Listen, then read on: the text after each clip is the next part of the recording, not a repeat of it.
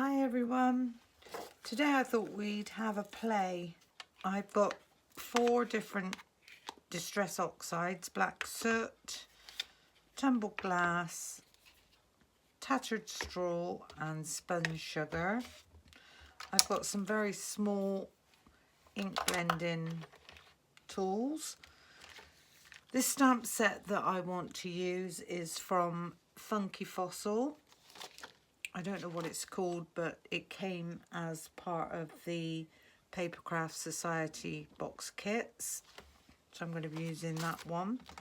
And then I'm going to be using a stencil from Polka Doodles. It's a beautiful stencil with the butterflies and the clock. And this is the part that we're going to be using.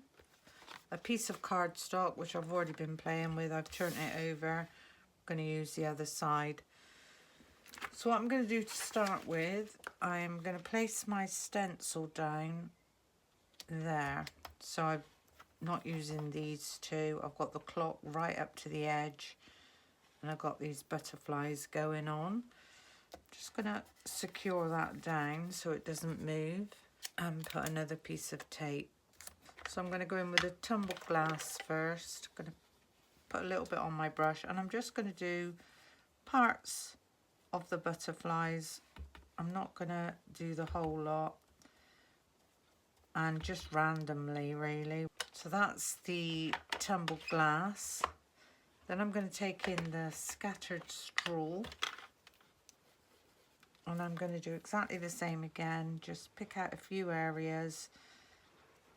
So this will give our butterfly a multicoloured look. So that's the scattered straw, and then we're going to take in the spun sugar, and all we're going to do is just fill in any areas that we haven't got any colour. It's all coloured in. Now at this stage, if you want to spray some water over these to make them look mottled, this would be the time to do it. And you're going to need to take yourself a circle large enough to cover the clock before you spray the water on. But I want to leave these how they are. And then we're going to take in our black soot.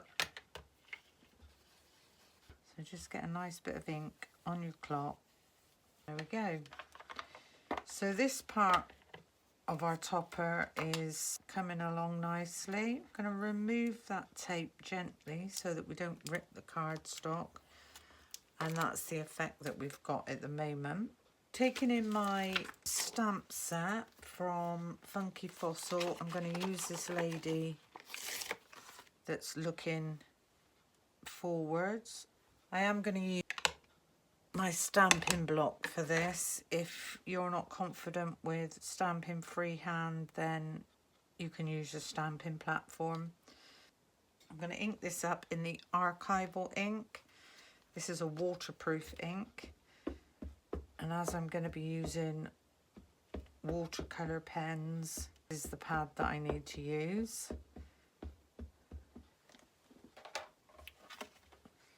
So that's that.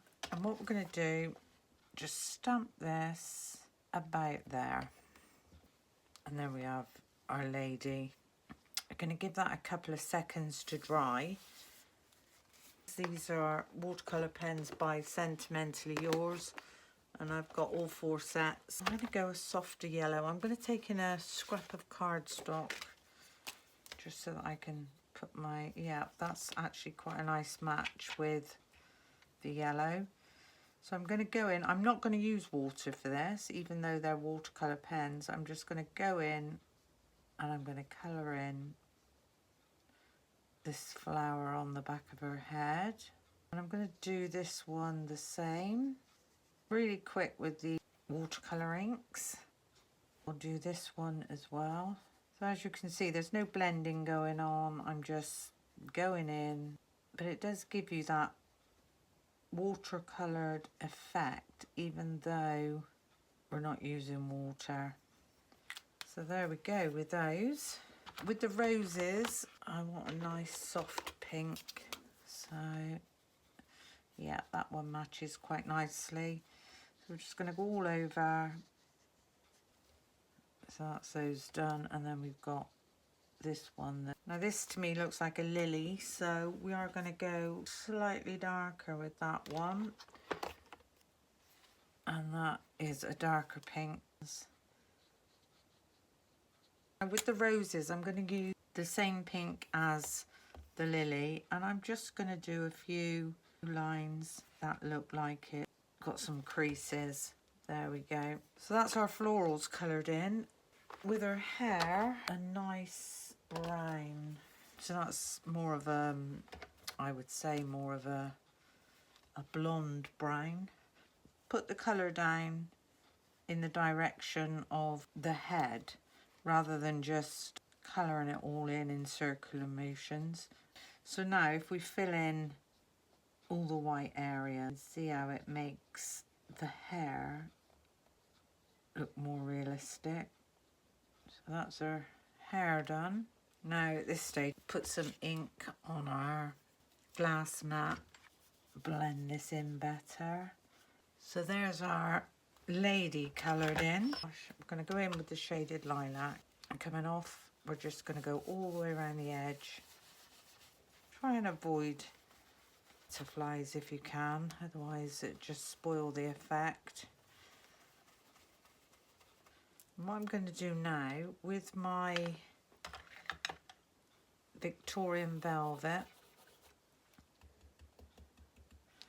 just going to come slightly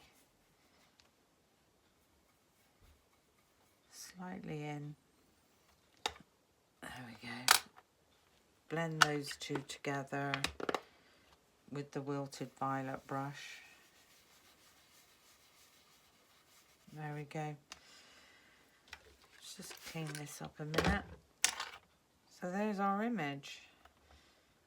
And I think that looks really quite lovely. So we're going to make a 5x7 card for this image. I'm going to take in a piece of cardstock, cut this down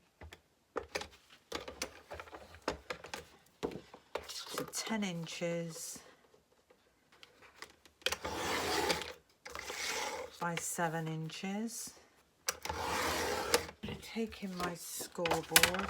I'm just going to score that down 5 inches. I'm going to turn my cardstock over.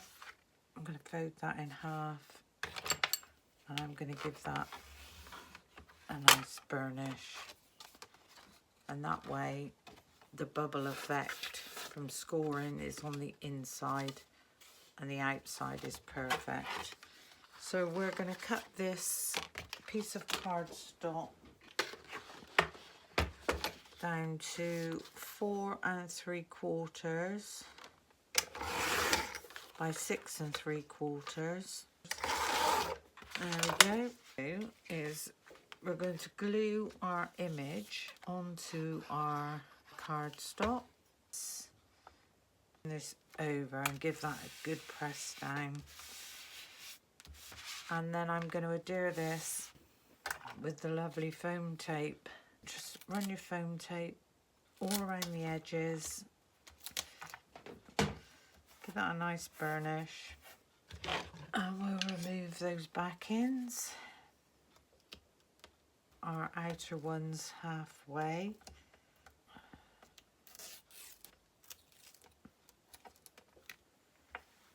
I'm going to place our topper on our card. Now for our sentiment, take in the appropriate stamping block, scrap cardstock.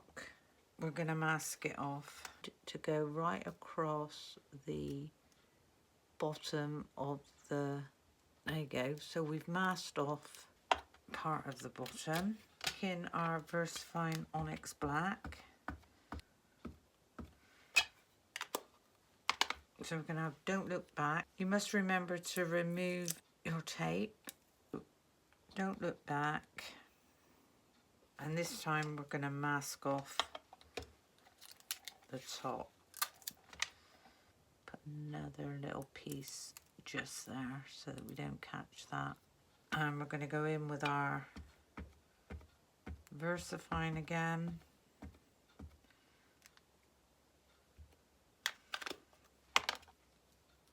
Let's take off our masking tape.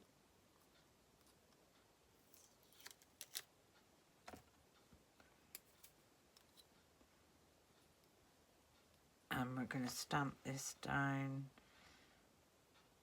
You're not going that way.